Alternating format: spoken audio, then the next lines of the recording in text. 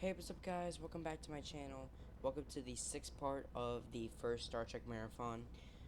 Um, should probably close that window. Anyway, so welcome to the sixth part of the first Star Trek marathon, and we're gonna be talking about the last TOS film, and it's what is considered to be one of the best Star Trek films of all time. And I personally have to agree. But before we get on to the review, I want to quickly mention something. So, if you guys follow me at Instagram and Facebook, I will the names of for both my Instagram and my Twitter. I mean, not my Twitter, my Instagram and Facebook will be in the description below. Um, so for people who have watched the Star Trek, like me, like telling you, saying that, oh, okay, the Star Trek 5 review is out. Um, I did mention in that something was wrong with my ear, so that's why I filmed it early, and I had it scheduled for 2 p.m. because I didn't know when I was coming back. So I filmed it in the morning, and then I scheduled it for 2 p.m. and um, and then it came out. So when I made the Instagram post saying, okay, it's gonna be coming out at 2, the something wrong with my ear, I've actually gotten a lot of feedback from you guys telling me, um, best of luck, and I really appreciate from you guys. Granted, I did check it up, and I have an ear infection. Um, but I am taking the medicine. I am doing pretty much fine. Just besides the ears, I'm fine. So I really do thank you for the support from you guys. But if you want to figure out more stuff about the channel and when new videos come out, check out the links in the description below for my Instagram and Facebook. Um, Instagram is at Russell Myers 4789. No spaces, no capitalizations, and for Facebook is just Russell Myers with a space and capitalization. Um, but yeah. Anyway, guys. Yeah. So this is considered to be one of. Anyways, let's get on to the review. So this is considered to be one of the better Star Trek films, and it's considered to be the second best of the original series films. And I personally have to agree. I love this film. Um, um, and it's really it's a it's certainly out of the TOS films it looks the most modern, especially the fact that it came out in 1991. Um, and so yeah. So really quickly before I talk about the details and stuff, I do want to mention about the kind of the sets in the film. Um, so as you guys may have if you guys have seen the Star Trek 5 review, it didn't do as it was basically a commercial failure for Paramount.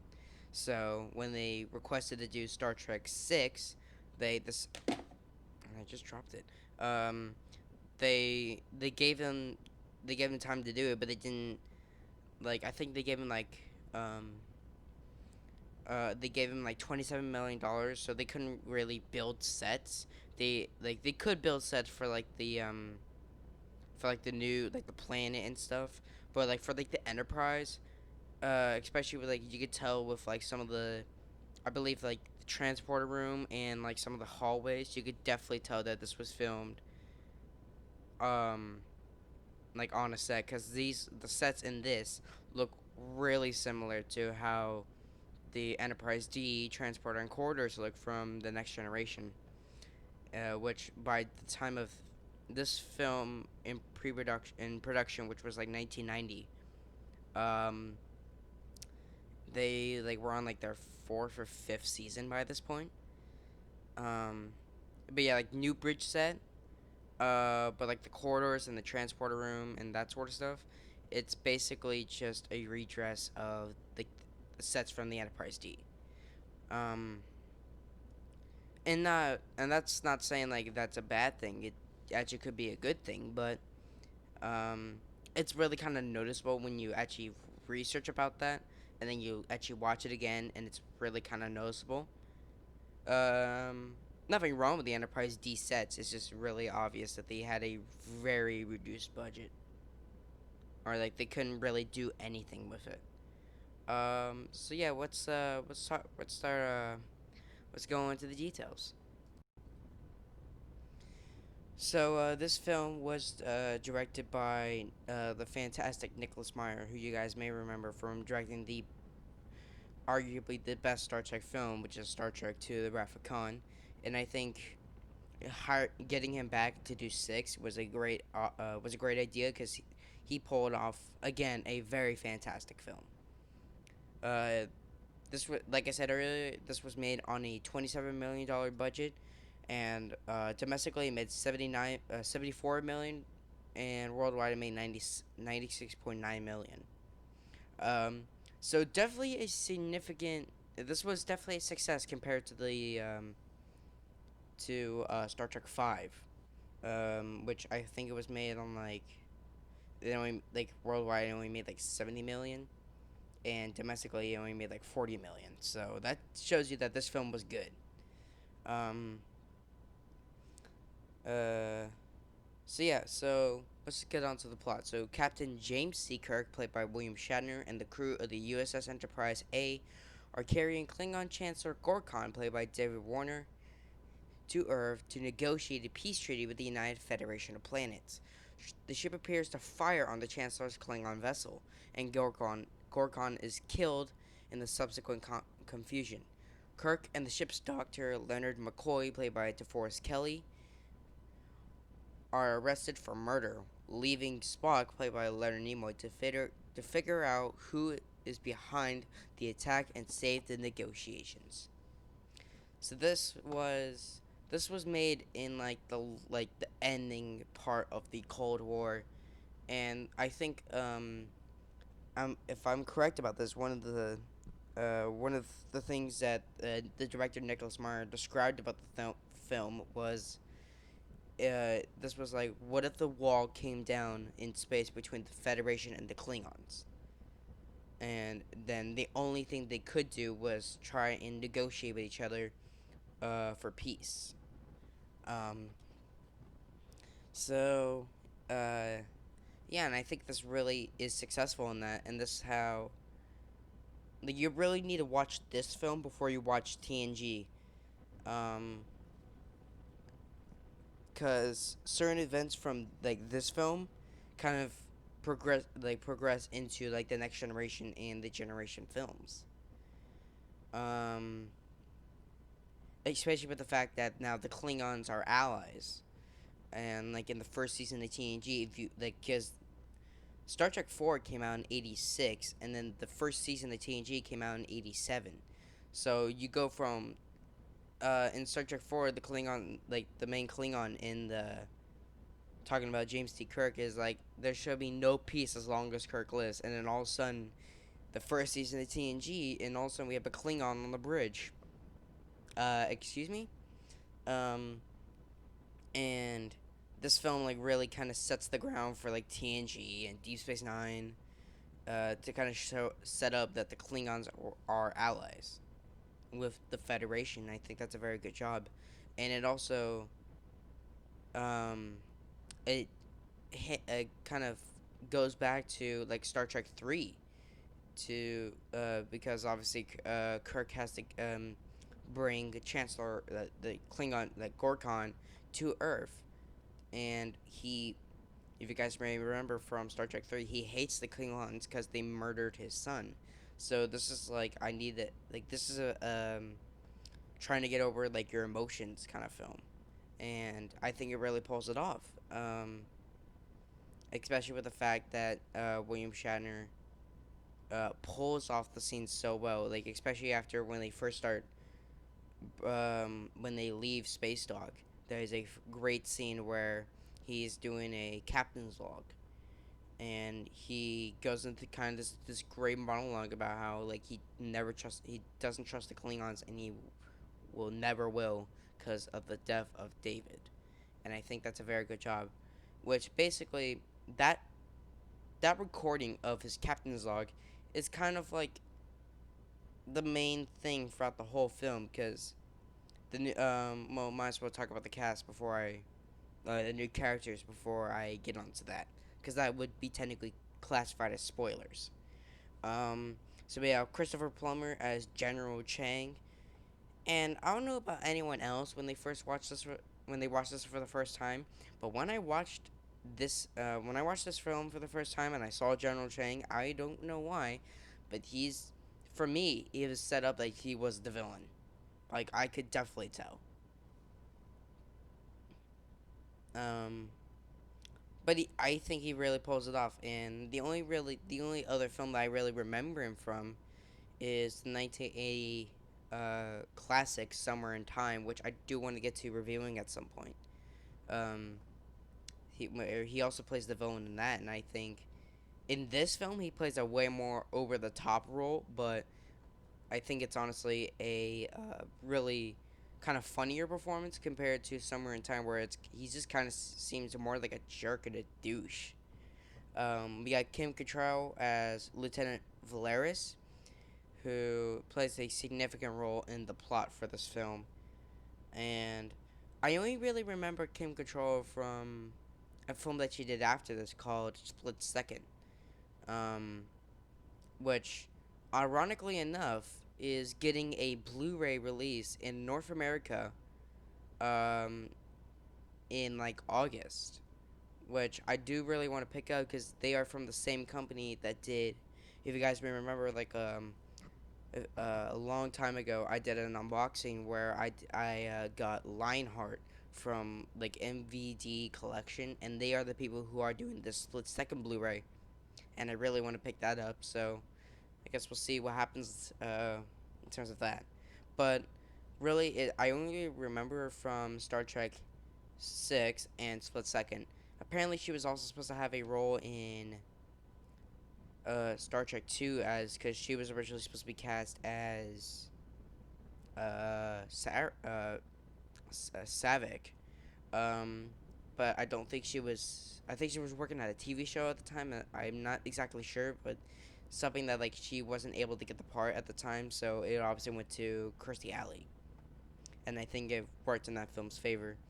And also, this film was supposed to have Savick as the Vulcan in this film, but they obviously changed it to um, Valeris, and it's kind of interesting that they actually asked Kirstie Alley to come back as Savick.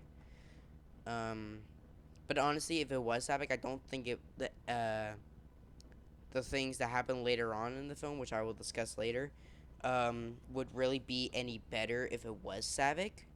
Um, but um, they eventually cast Kirstie Alley as Valeris, and as Valeris, I think she did a very good job. Um, we have David Warner as Chancellor Gorkon. Now, if you guys may remember from my Star Trek 5 review, David Warner also played in the Federation kind of ambassador or senator for the negotiations on Nimbus 3. He pulls off a very good performance in this, even though he doesn't really last that long in the film. Like I said in the plot, he is unfortunately killed by two people in Starfleet off spacesuits. Um, and he dies kind of like in McCoy's arms while he's trying to save him. Um, we have Brock Peters returning as Admiral Cartwright. If you guys may remember from my review of Star Trek 4: The Voyage Home, I did talk about him in Star Trek 4. He definitely has a bigger role in 6, but that will have to do. I'll talk about his involvement later. We have Mark Leonard as Sarek. He returns as well, and like always, he does a very good job as Sarek. Um, and surprisingly, we have Kurtwood Smith as the Federation president.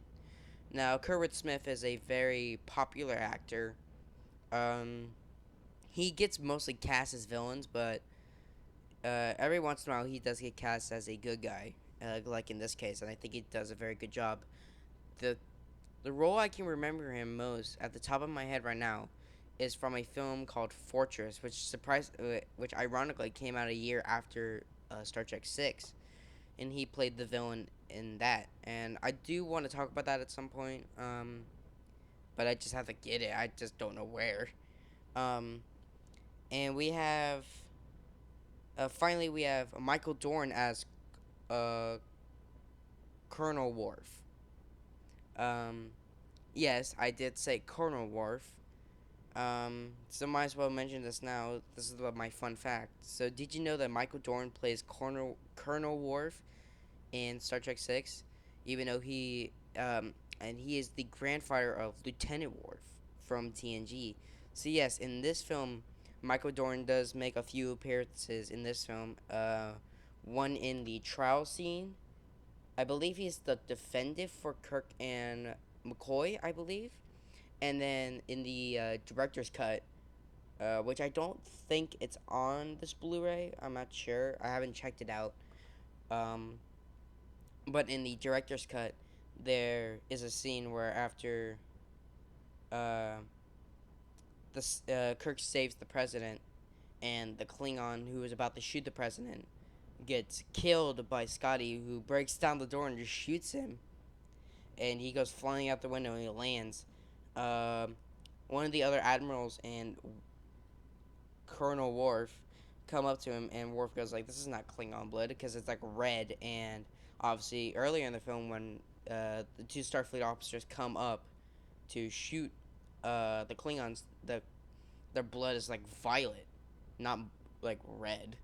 So, um, and then they take the mask off, and it's Colonel West, who is played by I really don't want to butcher his name, but the guy who played Odo on Deep Space Nine, he made his first Star Trek appearance as Colonel West in this film, and I think most of the scenes are in the director's cut, um, which is mostly just scenes of dialogue, except for the one scene at the end that I did mention. Like I said, most of the scenes are dialogue. Um, Unfortunately, like I said with the Star Trek the Motion Picture, I unfortunately don't have the DVD of Star Trek 6, so I can't really talk about it that much because I haven't seen it yet. But from what I've gathered, there is a scene where there are current Admiral Cartwright and Colonel West are talking about how they're gonna go in and save Kirk and with the president, and that's a very nice scene. Um, um, but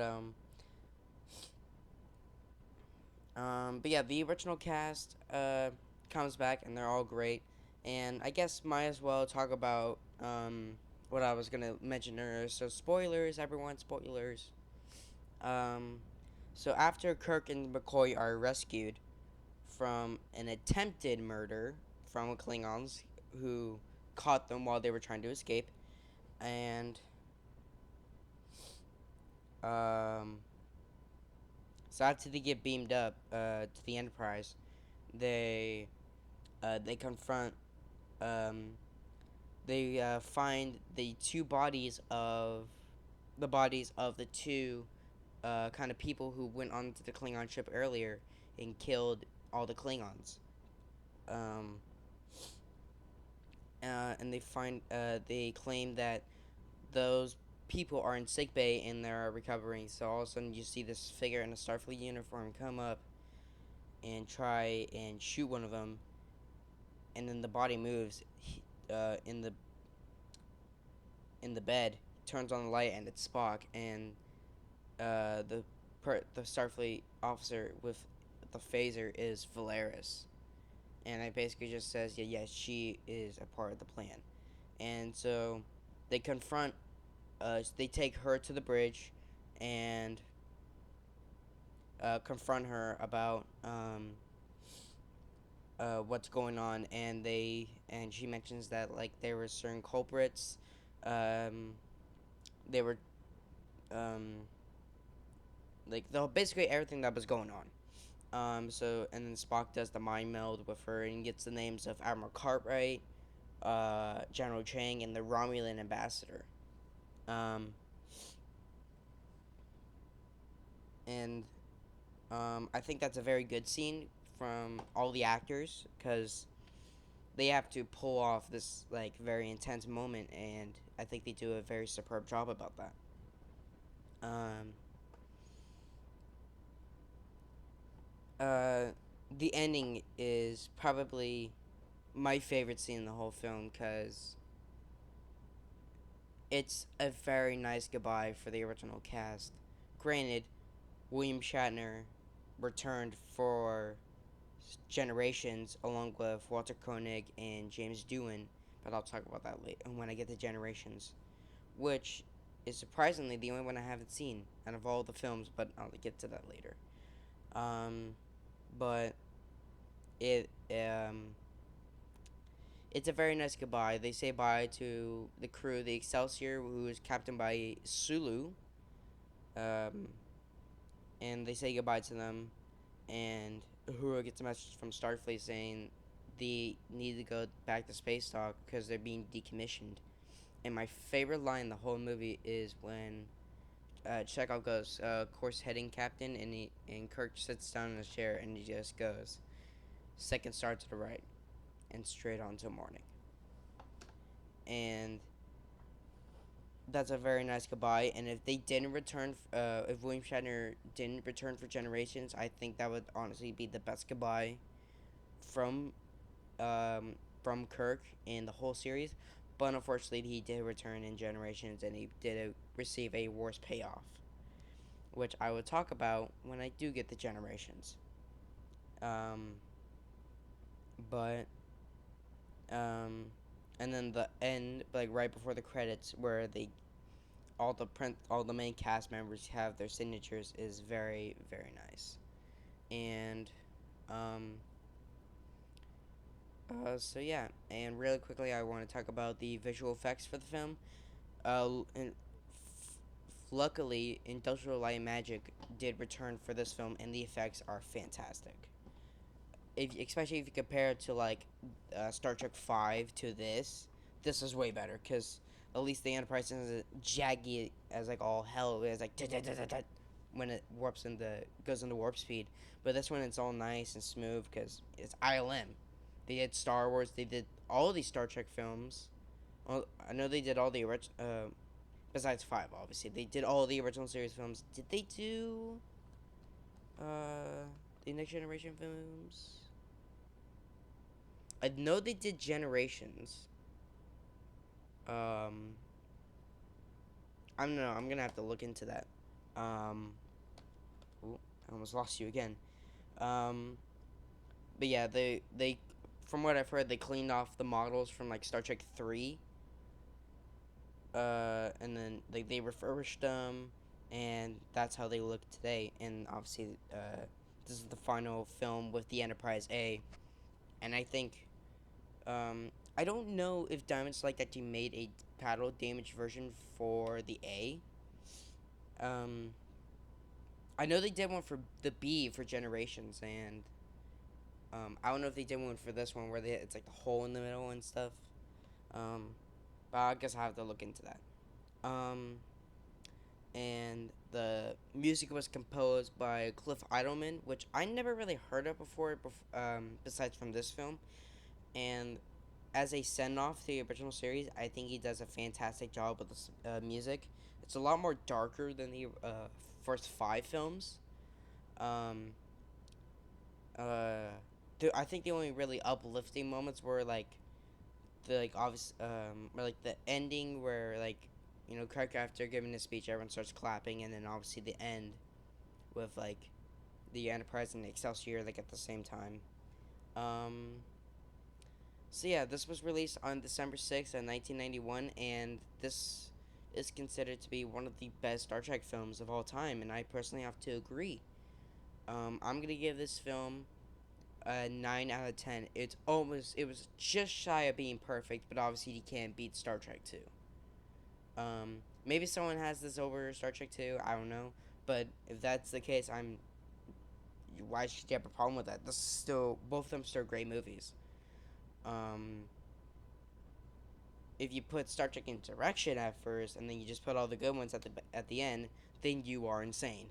Um, but yeah, so yeah, I give this film a 9 out of 10. It was just shy of being perfect of the original series, but obviously, like I said, you can't top Rafa Khan.